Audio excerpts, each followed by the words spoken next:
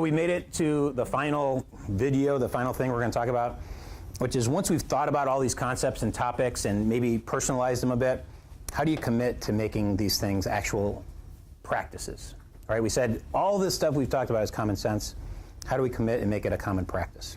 Leader in its most important sense means being the agent of your own life, influencing the things you care about most in the world, and to make it a richer life. All right, so when you step into this role of leader, there's a deeper meaning to that.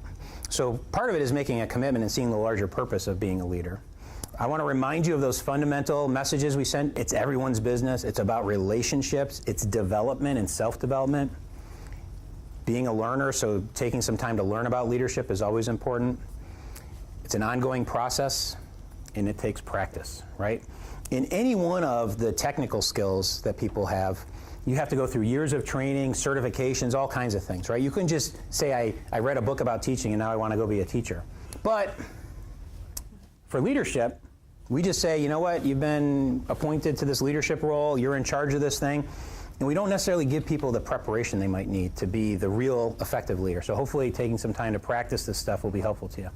Remember, it's a choice you're making, and that leaders make a difference, right? When you thought about your least admired leaders versus your most admired leaders, you know, the most admirers had real positive impact on your life. The least admirers, not so much. So we want you to commit to putting something into practice because you took this time to sit through this workshop. So I want you to provide one of the most important things you learned about today and 3 things you plan to start doing. I'm a big fan of 3. There's a lot of good research that says 3 is about the right amount of things we can kind of keep in our mind. I remember Howard Rheingold at last year's Institute said, with multitasking happening all the time, he said you should always take a sticky or a note, put it next to your computer of 3 things you want to concentrate on during the day because you're going to be distracted so much. And if you have those things on the note there, it'll constantly remind you of this. So I want you to reflect and think about 3 things you want to do as well as a key learning you had.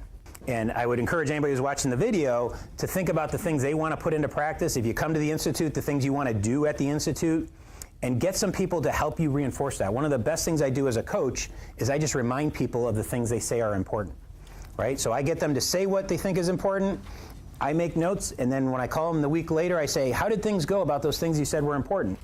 And I think sometimes the simple act of knowing Charlie's going to call me in a week gets them to do stuff they might not have done. You're all leaders. Thank you for being learners as well, and I've enjoyed my time with you. Thanks.